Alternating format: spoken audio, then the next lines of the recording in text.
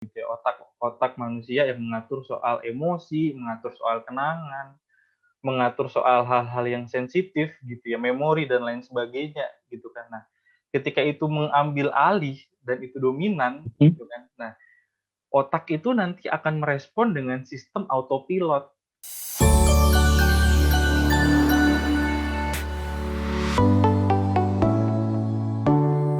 Topik hari ini adalah topik tentang kenapa rasanya sulit komunikasi saat berkonflik. Saya ditemani dengan Putra Wiramuda, seorang lulusan Magister Psikologi Universitas Gadjah Mada dengan predikat cum laude. Dia pernah menjadi Ketua BEM Fakultas Psikologi Universitas Sanata Dharma pada jenjang strata 1, lalu lulus dari Universitas Sanata Dharma. Dia juga bekerja di perusahaan media di Jakarta dan memutuskan resign untuk melanjutkan studi kemagisteran untuk dapat beasiswa LPDP. Nah, selama menyelesaikan studi itu, Putra udah menghasilkan beberapa publikasi internasional. Ya. Salah satunya dia mengikuti the Third International Conference on Advances in Education and Social Sciences in Istanbul, Turki.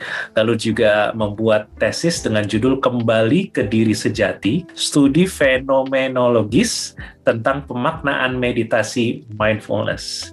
Putra sering menulis artikel dengan topik kesehatan mental di beberapa media massa seperti Kompas, BBC, dan juga National Geographic.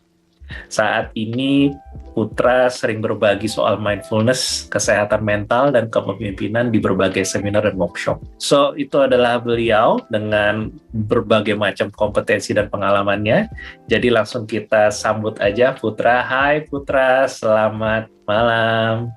Halo Kolex, selamat malam. Kita ngobrol soal topiknya ini nih Put nih, soal rasanya sulit komunikasi pada saat konflik nih. Let me give you a case ya gitu loh. Ada salah seorang teman saya, ini cerita 2 atau 3 minggu yang lalu ya. Teman saya itu dia bilang, dia merasa dirinya adalah seorang yang fasih untuk ngomong sama orang, nggak ada takutnya. Pekerjaan dia kebetulan marketing ya, jadi dia kayak tidak ada kesulitannya buat ngomong dan mempersuasi orang. Oke. Namun ini kita lagi ngobrol-ngobrol, lagi santai gitu. Terus dia bilang sama saya, tapi aku bingung kalau misalnya lagi konflik sama pasangannya. By the way, teman saya ini laki-laki. Lagi konflik sama pasangannya. Dia tahu dia mau ngomong apa. Tapi yang keluar tidak seperti yang dipikirkan. Itu satu. Ya, yang keluar nggak seperti yang dipikirkan. Maksudnya kadang-kadang jadi lebih kasar daripada seharusnya, atau malah jumbled gitu loh, kayak lompat-lompatan nggak jelas gitu. Atau kalaupun tidak kasar, mungkin kata-katanya nggak kasar, tapi ucapannya itu kayak ngenyekin pasangannya menurut dia. Tapi maksudnya nggak begitu. Dia bingung gitu. Kenapa? What happened with me? Gitu loh. Kenapa kalau gue lagi konflik, gue jadi kayak orang bego, padahal gue orang marketer, biasa ngomong gue. Itu satu case ya. Case yang lain, teman saya yang lain lagi. Kalau ini sih nggak tahu cerita kapan, saya lupa lah pokoknya. Dia seorang leader di perusahaannya. Levelnya apa saya nggak tahu. Jadi dia sudah terbiasa mendelegasi, mengatur orang dan segala macam. Ya kan. Jadi dia bukan seorang marketer, tapi dia bisa ngomong lah gitu. Dia nggak merasa ada kesulitan di situ. Tapi ketika dia ada berkonflik sama suaminya, ya kan. Nah, dia bukannya nggak bisa ngomong, dia cuman kayak takut salah ngomong, gitu loh. Dia penuh dengan ketakutan. Kalau di kantor, di lingkungan bisnisnya, dia nggak takut untuk ngomong.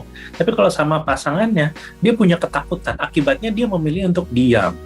Nah, kalau misalnya ditekan sama pasangannya, kayak, kalau diam aja ngomong dong, gitu kan. Dia ngomong, tapi ngomongnya itu tidak bisa pelita-pelitu kalau istilah dia, nggak bisa langsung, gitu.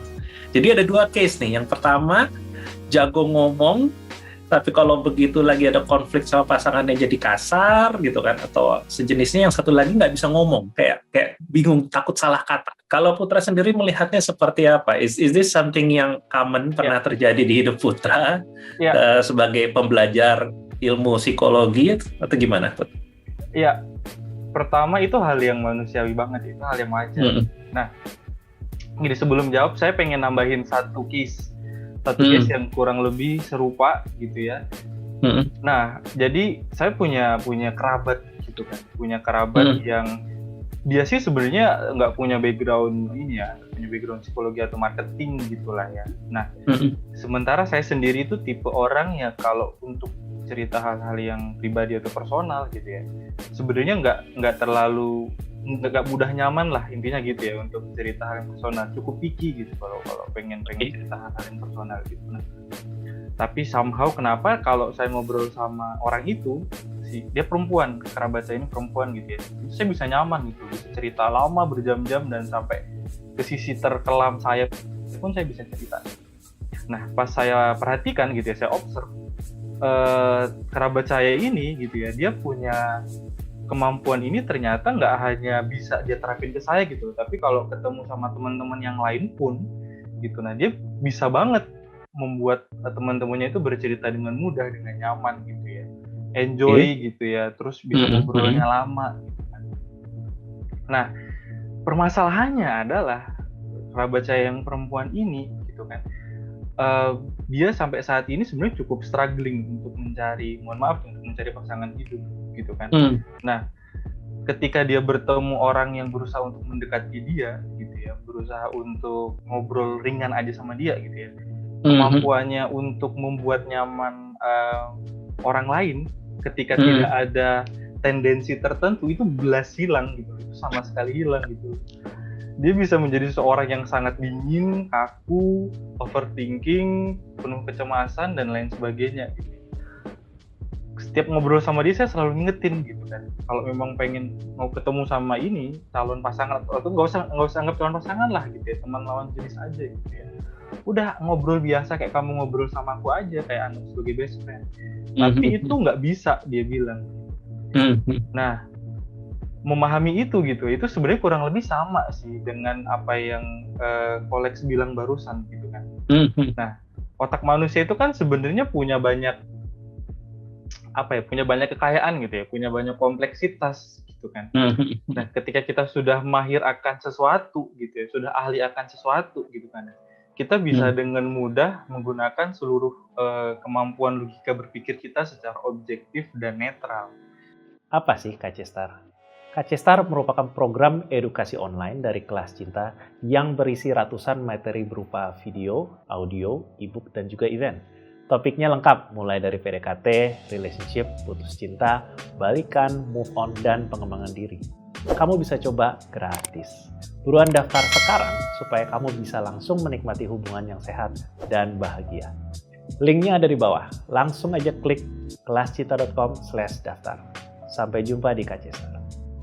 Gitu ya. Nah, bahkan kalau by research gitu ya, kalau kita sudah melakukan suatu aktivitas, misalnya kayak tadi aktivitasnya marketing gitu misalnya, atau jadi tim leader gitu ya, itu bahkan sudah masuk ke ranah intuisi gitu ya. Nah, itu ada salah satu rekanan saya juga lulusan dari Australia, dia meneliti soal intuisi dan membuktikan itu gitu. Kalau udah bertahun-tahun dilatih, memang kemampuan logis dan objektif itu udah mengalir seperti intuisi gitu.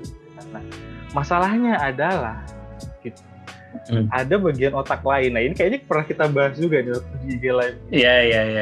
Yang namanya itu ya sistem limbik dan amigdala gitu ya, otak manusia yang mengatur soal emosi, mengatur soal kenangan, mengatur soal hal-hal yang sensitif gitu ya, memori dan lain sebagainya gitu kan. Nah, ketika itu mengambil alih dan itu dominan gitu kan. Nah, otak itu nanti akan merespon dengan sistem autopilot. Otak itu akan merespon dengan sistem yang penuh emosi gitu ya. Jadi semua skill, semua logika, semua kemampuan yang selama ini bisa diterapkan di setting dunia profesional gitu ya, itu bisa mendadak buntu dan hilang gitu. Kenapa ya? Karena ketika dia menghadapi setting tertentu yang itu emosional di dia, yang itu sensitif di dia gitu ya, yang mengambil alih adalah otak emosional itu. Bahasa ininya yang seperti yang kita bahas itu otak-otak primitif ya. Itu sebenarnya otak nggak salah juga, karena itu membantu kita untuk bertahan hidup gitu ya. Dengan adanya otak itu, sistem limbik itu, otak primitif itu, memang akhirnya manusia lebih fokus ke hal-hal yang dalam tanda kutip negatif gitu ya.